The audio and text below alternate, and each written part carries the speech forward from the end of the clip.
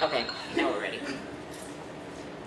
Hi everyone, it's the Library Love Fest team, back with a whole new batch of books. We're coming to you from the Free Library, Philadelphia Free Library in Philadelphia. Yes. So we are here. I'm Virginia Stanley, HarperCollins Library Marketing Director, with my fabulous colleagues. I'm Chris Connerly. Hello. Nice to see you all. And I'm Lainey Mays.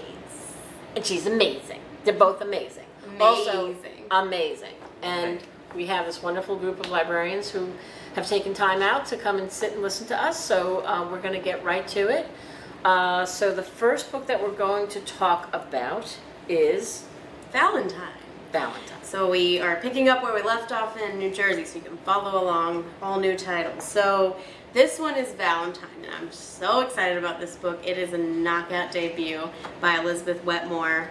So this story, I know I'm so excited about this one, but it does start with a little bit of a darker beginning. So this takes place on the day after Valentine's Day. That's where it begins, in 1976. And it's in a little town of Odessa, Texas, and with oil fields and really grimy and gritty. And a girl named Glory Ramirez, so she's 14, and she wakes up in this oil field the day after Valentine's Day, and she has just been the victim of a vicious attack by a man in town. And she escapes and goes to a house right nearby, and the story goes from that day onto a trial and all of the time in between, but it's told through the lenses of all of the women in town. And it's all women told. It's so cool in that aspect, because you get all of these women and they're bringing their own things to the table, like all of their experiences. But you also, so we have this like very timely thing going on, but then you have this added layer where she's a first generation immigrant. So you have their racial prejudices coming into, where they have to decide, are they going to believe this good old boy that says something, or they're going to believe this girl who shows up at this doorstep and you see the abuse. But the women are such strong characters. You have D.A. Pierce. She's this 9-year-old. She's very precocious, and she is just so funny. She runs around town. Her mom is not there. You also see some of her view. And then you have Mary Rose, who saw Glory come to her house, and so she's going through this arc of trying to figure out what she believes. And then Corinne, who is this widow in town, but she just like is over it, and she doesn't take any crap from anyone.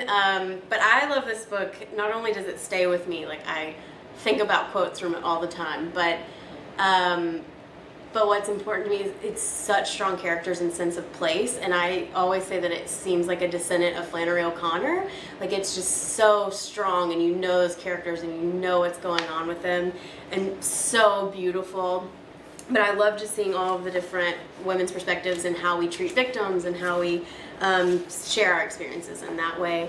I could go on and on and on. I love this book so much. Like, I don't know a book in a long time that I couldn't wait to reread before I was even finished. So, that's Valentine by Elizabeth Wetmore. Yeah, no, you just reminded me that Kate McCune, who is one of our sales reps, I love when she loves a book, I can just sit there and listen to her talk about these books for forever. And she loves this book too. And then she and I started pulling, because I love this book too, and she and I started quoting the book because there are such. I was just looking now. Of course, I can't find it. Oh, finally. I have one. Do you? Yes, my favorite. She says, "When the sky turned the color of a fresh bruise." Seriously, it is as powerful as it is poetic. But with this horrific thing that's happened, and like Lenny said, all of these amazing, and not amazing, but just these very truthful and authentic responses from different people in the community. It's just beautiful. It's so beautifully written. Honestly, I think I'm going to do a Facebook post. We should just do all the great lines from that book, because it's really beautiful. Yeah. Yeah. It sucks you in. It does. Okay. Oof. I know. I want to go back and read it now. Yeah. Again. Okay. The next book up. Are you done? No, I can go on. Yes, I'm done. Okay. Forgot to say, we are booking it to DC. Hashtag booking it to DC. We are on our way, Library Love Fest, going to an ALA annual conference in Washington, D.C. We've already been to Princeton, and now we're in Philadelphia. Tomorrow we'll be at Baltimore talking about more books. So it's super fun. We're having so much fun. We have so many snacks in the car. I have a duffel bag full of snacks. We haven't even opened them yet. Okay, Chica, Mitch Albom, A Little Girl, An Earthquake, and the Making of a Family. This is Mitch Albom's first nonfiction in more than a decade. Tuesdays with Maury, of course, put him on the map, The Five People You Meet in Heaven. This is his most personal book to date because it's about this little girl, Chica, who he and his wife became her surrogate parents, for lack of a better term.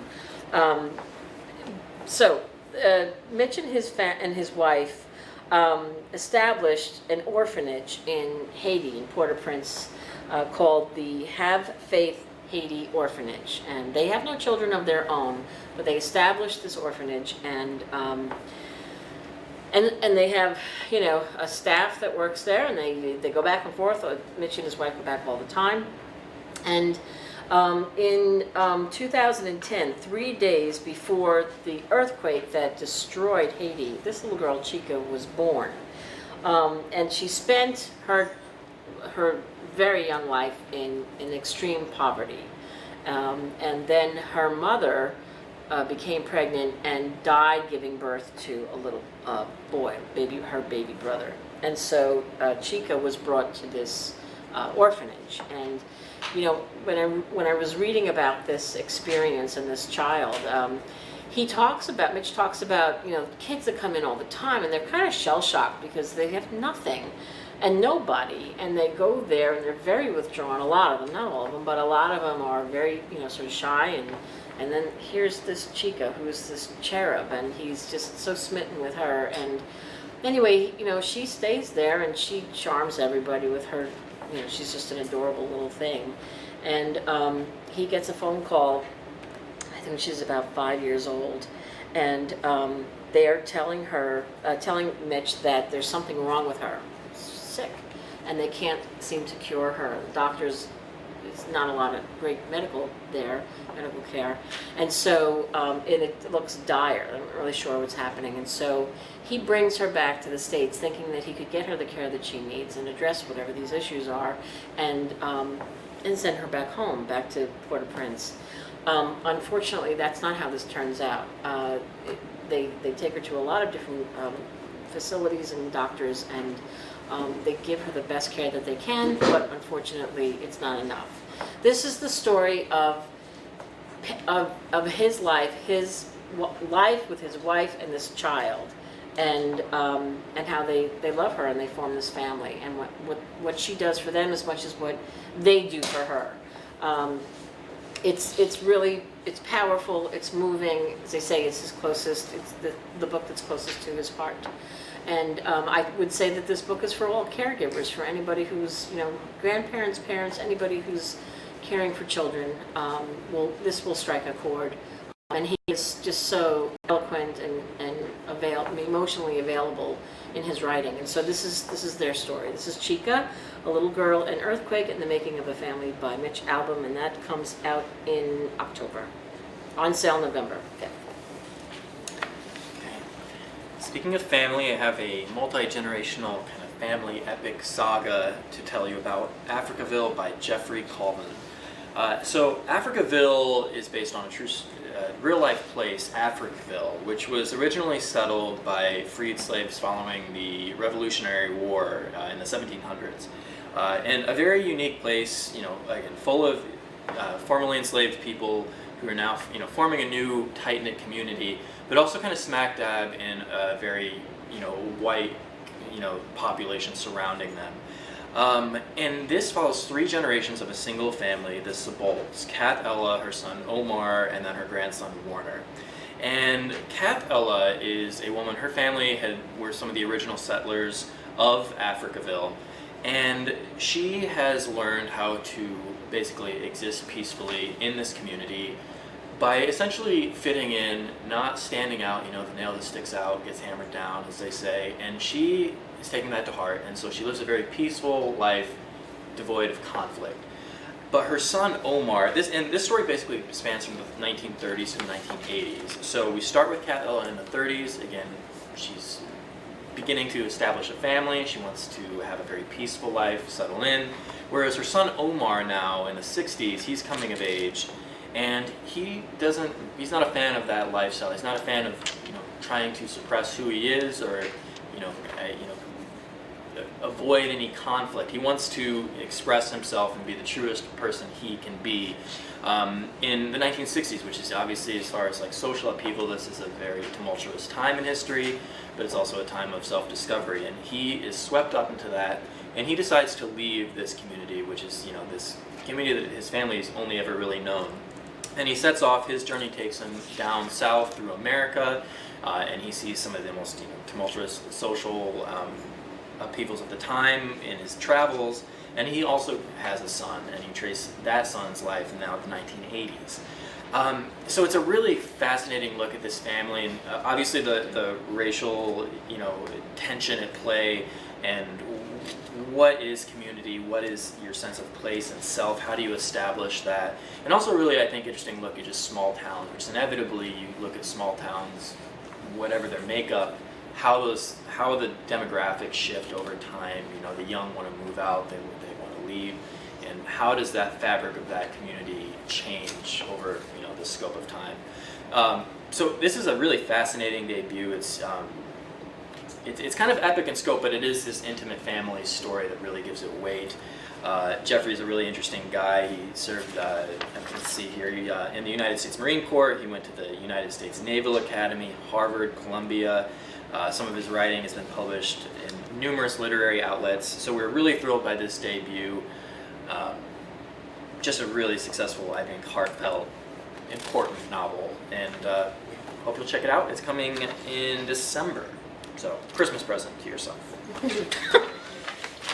Okay, so I have 3 questions. 1, who listens to podcasts?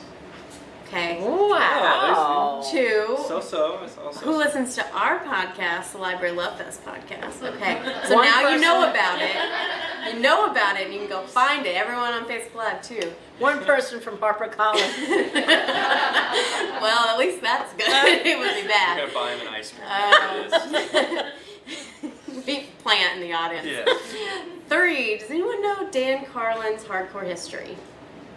Okay, Okay, all good. right, a little. Okay, so we have a book coming from Dan Carlin, and the name has changed a little bit, and I'll get to that in a second, but based on his Hardcore History, which is the 2019 winner of the iHeartRadio Best History Podcast Award, it has over 100 million downloads, just a few, and he's really into this long-form storytelling. I mean, podcasts have blown up, but he can sometimes go on for 6 hours. It's a long podcast, longer than usual. And he really blends this dramatic flair for telling history and this like Twilight Zone-y twist, which are just really intriguing. He pairs weird things up together. Like, he really was interested once in the toughness as a theme in history, and so he was like, was that standard set by the Romans, or was that set by the 30s Dust Bowl? Where did that come from? So he puts these kind of different time periods together, which is really interesting. But it's really offbeat and fun, but I think anyone can come to it. I mean, if you're ready to stick around for 6 hours. So this book, which has a new name, so it's a little different than what's on your sheet, it's called The End is Always Near. The subtitle is Apocalyptic Moments from the Bronze Age Collapse to Nuclear Near Misses. And so, it's a long one. So in this new book, he goes through centuries and tells different aspects that, so civilized people have downfalls and upfalls, but throughout all of this, there's these little people who are going about their life, getting married, having kids, and what is their space within this greater world, and also if you know that there's an end, like, what does that change? So, long-form storytelling, definitely a part in this, but I think if you even aren't that big of a history buff, it's simple enough you can follow it, but if you're a big history buff, it's really interesting pairing, so you're going to really enjoy it. So, Dan Carlin's new book, The End is Always Near. If you're a podcast fan or not, just a history fan, go check it out. And that's coming in October. Makes me think of Chernobyl. Anyone Oh, watch yeah. that show on HBO? I think it's HBO. Oh, we got Chernobyl. some head nods. It's like yeah. a 5-part series. You won't sleep, but it's worth it. No. Okay. Okay, next book is Demi Moore's Inside Out, a memoir. This is more than a celebrity memoir. If you are a Demi Moore fan and you want to know about her marriage to Bruce Willis and Ashton Kutcher, and if you want to know what it was like for her to film the movie Ghost with Patrick Swayze, and all of that, you're going to get all of that. You're going to get a lot more too. You're going to get a story of a woman who is, dealing with a lot of issues that a lot of women deal with, body image and self-doubt. She was one of the highest paid actresses in Hollywood, and but she had a lot of securities, and she had a rough childhood. She battled addiction, as I say, body image issues, and childhood trauma that haunted her for years. And she questions herself. She questions, like, what is she doing in Hollywood? Is she a good enough mother? Is she good enough? Period. This is a book that has a lot of it's written so honestly. I've seen some of it, and I was really sort of blown away by the voice, which is so brave. Actually, I couldn't quite believe it. It was like, just out there, just really sharing how she was dealing with a lot of things that had gone on in her marriages and with her mother, really rough stuff. And she's really brave. And so I spoke about this book earlier today, and I compared it in a way with Kate Mulgrew's How to Forget. In that, yes, it's a book that is written by a celebrity, but there is so much more to it. Kate Mulgrew's book, How to Forget, is a book about her parents and her relationship with them as they lay dying, frankly. And I was swept away by that book, which I did not expect to happen, and I certainly liked the woman's performances, and Orange is the New Black, she was great, but you know what? Sometimes you have to think outside the box, and this is not just a celebrity memoir, so I encourage you all to look at this book, because it will satisfy, as I say, the fans, and there's so much to this book. A lot of bravery, a lot of just bearing the soul. Really, really brave. So that's Inside Out, a memoir by Demi Moore, and that goes on sale in September. Okay. The next book I'll talk about is Simon the Fiddler by Paulette Childs. Did anyone here read News of the World? Excellent. So that's a book that came out in 2016. It was a National Book Award finalist. It was a library reads pick, a #1 library reads pick. It completely won me over. It was the first book I'd read by her. I didn't really read Westerns, and I fell head over heels for that book. And this novel, her next one, which comes in April, is in this very similar vein, where it takes place kind of towards the end of the Civil War in Texas, and a time when there's just a lot of upheaval within the country. No one knows which way is up, and you follow Simon, who you might guess is a fiddler. He's small of stature, but he's a really warm, charming character who's basically been able to avoid most of the brutality in serving in the Civil War.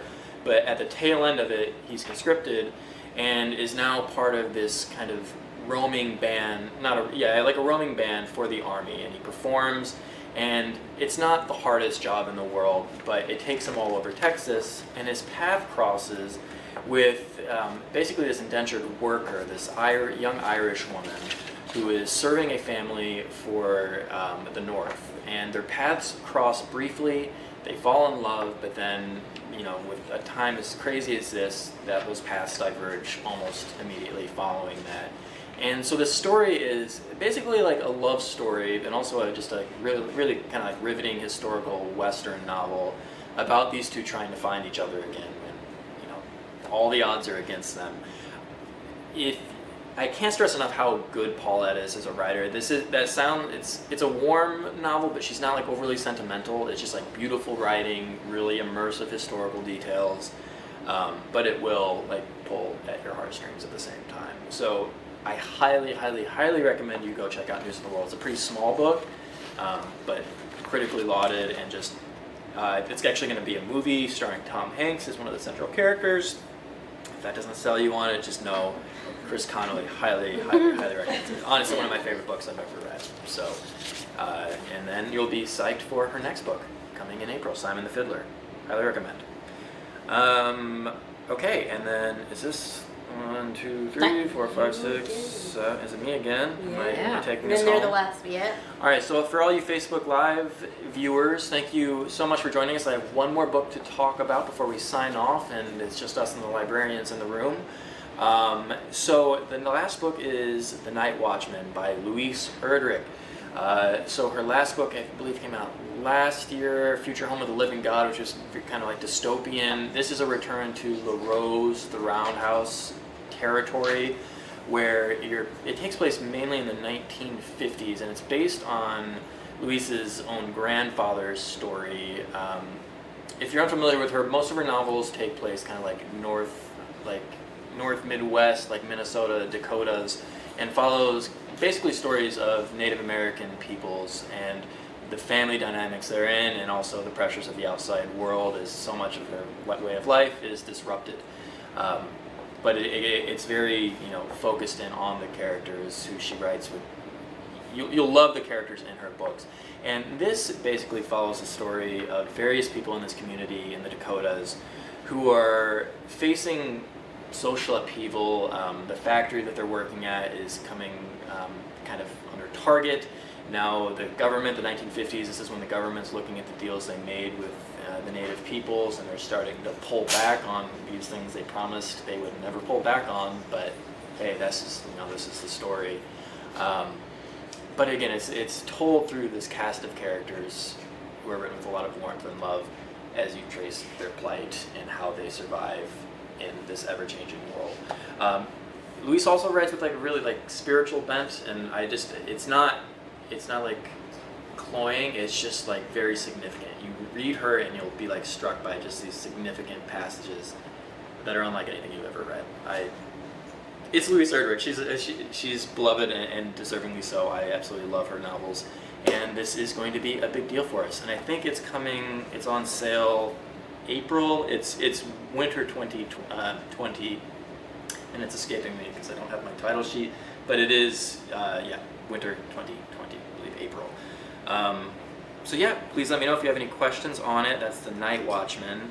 And I think that's it for the Facebook Live presentation. Anything to add? No, just that we really appreciate you taking the time to come with us along on our road trip.